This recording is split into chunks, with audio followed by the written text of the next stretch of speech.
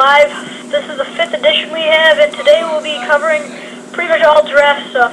Alright, let's get started. Alright, Louie, who do you think had the best draft? Top 3 teams. My top 3 teams are the Philadelphia Eagles, the Buffalo Bills, and the Pittsburgh Steelers. My reason for the Philadelphia Eagles is they went out in the first round and signed a great defensive tackle from Mississippi State and Fletcher Cox. They had to move up to get him to the 12th spot, trading with the Seattle Seahawks, and they really needed that pick to get Cox because the Rams, who traded back, wanted him as well. The second team I have, the Buffalo Bills.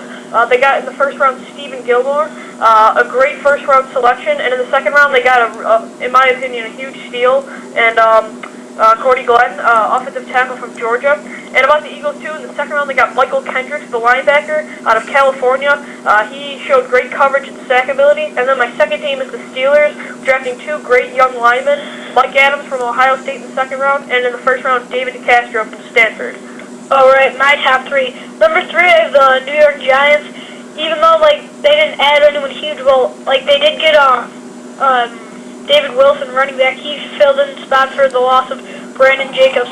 In the second round, they got Janoris Jenkins, who filled in for the loss of Mario Manningham. So I think that they did a good thing they did a good job filling in what they lost and to keep their team just as good as it was when they won the Super Bowl. All right, now number 2. The next thing we're going to talk about. Do you think that the Redskins drafting Kirk Cousins was a good move?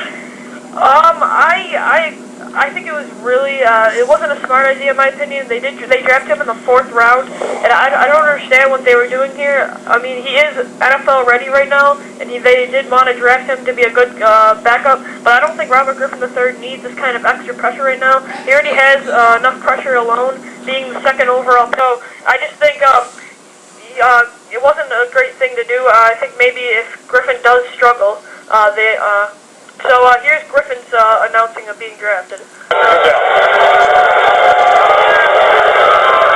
With the 2nd pick in the 2012 NFL Draft, the Washington Redskins select Robert Griffin III. Yeah, so there you have it, Dave. So what do you think of that opinion? I think it was a horrible move drafting him. I mean, it's not like he's going to have any competition.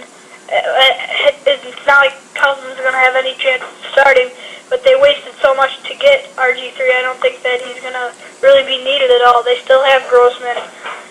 Well, yeah, it's not like they even really, it's not like they were drafting Kirk Cousins going in saying maybe this guy could be a starter, obviously, because like you said, I mean, they drafted so much for him. Okay, our next topic, Dave, in your opinion, who was the biggest bust in the first round of the draft? Which two players that were drafted do you think are going to be the biggest busts? Well, I don't think that Ryan Tannehill is going to have a great season next year with the Dolphins. He doesn't really have much help around him. So, yeah, him. I'm not really sure about the second. Who do you have? I have Bruce Irvin, the defensive end from West Virginia. He has a lot of legal troubles. He's very undersized in my opinion. I have actually never even heard of him except for 2 days before the draft when I was doing my mock. And I was really surprised to see him go 15th overall to the Seattle Seahawks. And my other guy is, like you said, Ryan Tannehill. Just doesn't seem NFL ready for me right now. They're going to force him into the starting role eventually. And I just think he's not ready for that, and that's going to really hurt his development. All right, number 5. The next one we were going to talk about.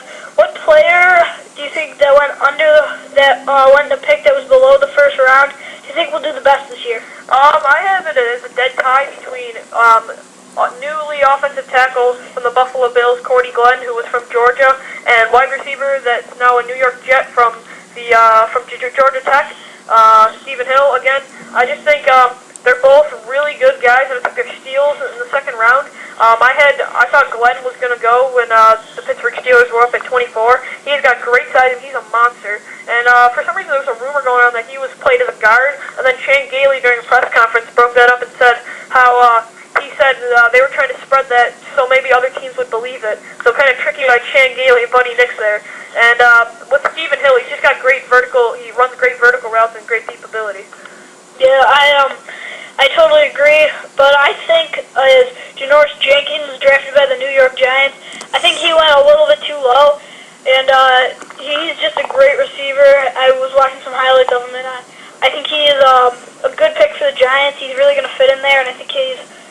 he's gonna have a really good rookie season. Yeah, I agree. Those are some good points. So now, which player newly signed in the first round, newly drafted, quarterback from Texas A&M who went 8th overall to the Miami Dolphins, Ryan Tannehill, or Brandon Weeding, who was drafted 22nd overall to the Cleveland Browns? Which one of those guys, Dave, if either one of them start, if they both start, which one do you think will have the better rookie season? Now that's a tough one because I don't really like both of these guys, but Tannehill, he doesn't really have much around him, and Whedon receiving core either, but he's got Trent Richardson in the backfield for him if he ever needs help, and as most people are saying that Whedon's age at 28 is going to affect him, but in this point it doesn't really matter right now, so I gotta say Brandon Whedon.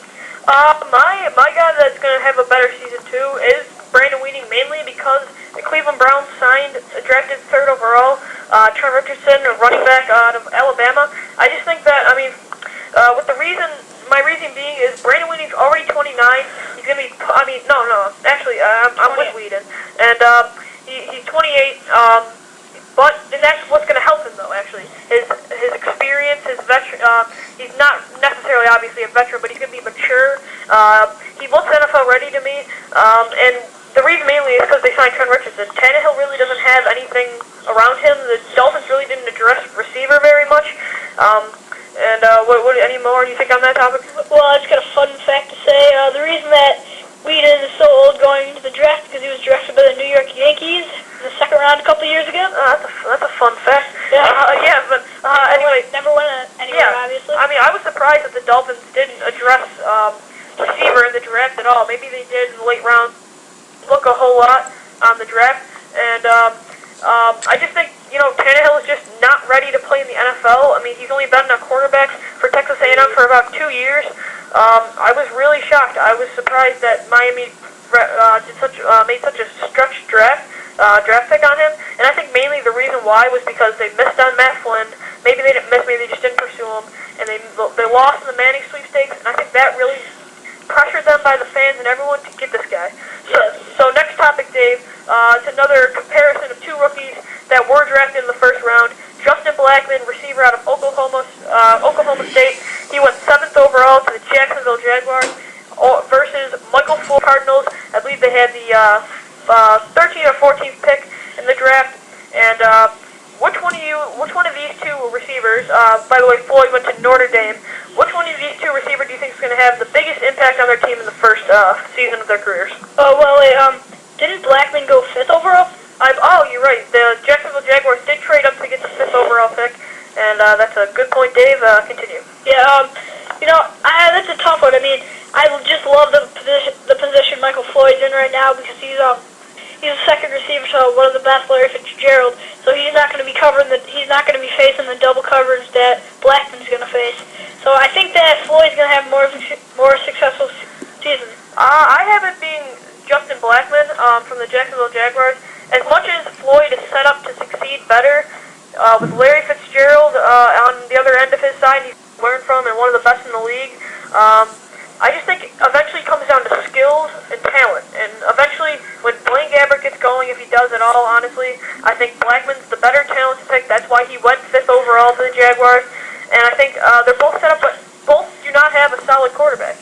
Kevin Cobb is a little more steady than Blaine Gabbert, obviously, or even Chad Henne. That's the other guy the Jaguars have. But I just don't think. I don't think Floyd. It just has enough better talent than Blackman. I think even with. You look at a comparison. Lee Evans, receiver who used to be on the Buffalo Bills. Now he's with the Jacksonville Jaguars. Look what he did in Buffalo with guys like Trent Edwards, J.P. Lossman. Now Ryan Fitzpatrick. But before then, he wasn't. Really, I'm not going to say elite, but he wasn't a great quarterback like he is now. Dave, any more on that? Well, yeah, also, if you want to compare quarterbacks, it's with Michael Floyd's got Kevin Cobb, and Justin Blackman has Blaine Gabbert. Cobb's probably the better quarterback there, too, so that's another advantage for Floyd. Well, yeah, it is an advantage, but I just think if Blaine Gabbert can get going, he had 1 year, he obviously wasn't ready to play, and going back to the Tannehill thing, Blaine Gabbert's season last year reminds me a lot of what I think is going to happen with Tannehill. Yeah. So next topic, the most surprising first-round drop-off that did not get picked in the first round, I believe we did go over this. It's going to be Stephen Hill, receiver out of Georgia Tech. Dave, what do you got going on in this one? No, I've got to say it's Glenn, who was drafted by the Buffalo Bills in the second round, pick 41. But with I know in some mock drafts I was looking at, a lot of people had him going in different spots in the first round, so it was very surprising to see him drop, and it's a great pick for the Bills. Yeah, I think it's going to be Stephen Hill, who's now a Jet. I think he's going to be set up a little bit better with than most receivers that were drafted, like Floyd and Blackman, and even Kendall Wright, who's got a young quarterback in Jake Locker. He beats out Hasselbeck. But the thing with Stephen Hill is Sanchez, yes, he gets a lot of criticism.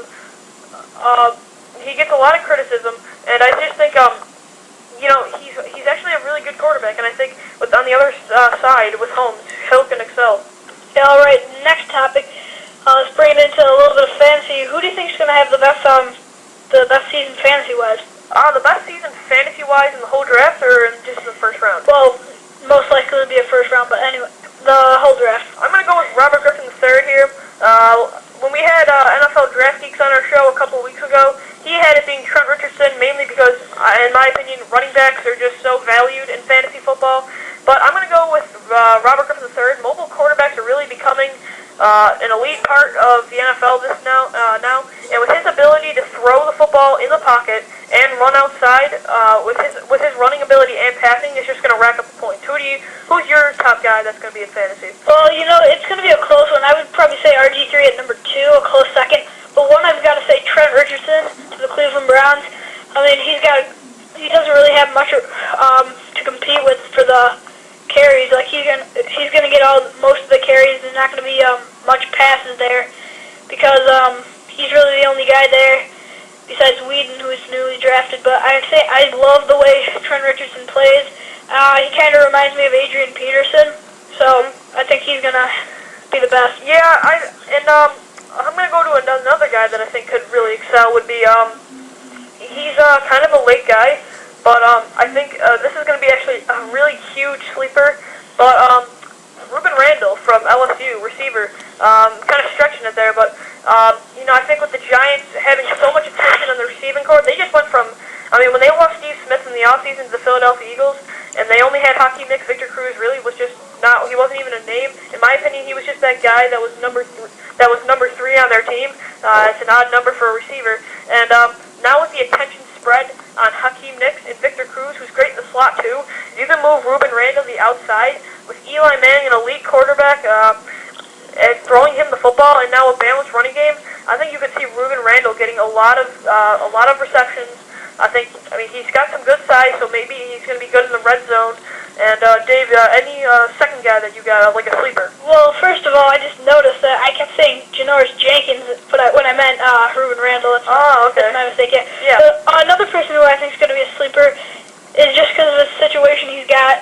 Michael Floyd. We talked about him a minute ago on the Cardinals. But he's going to be a lot of pressure is going to be taken off of him with Larry Fitzgerald there. So I think he's going to have a nice fantasy season. Louis, who do you think is going to have the best fantasy? Who's going to have the worst fantasy season, not including offensive line or defense, in the first round? Okay, this one is going to be. This is actually going to be very interesting. I'm going to go with a guy that a lot of people. Obviously, he was the first overall pick, so obviously that just gave it away. To me, it's going to be Andrew Luck. I'm thinking. Not a lot of people I think are going to go this way. He does have an elite receiver in Reggie Wayne, and now newly drafted Kobe Fleener, who's his former teammate at Stanford. But I'm going to say Luck. I think he's going to struggle in his first year in the Colts. I think with their inconsistency at defense, it's going to get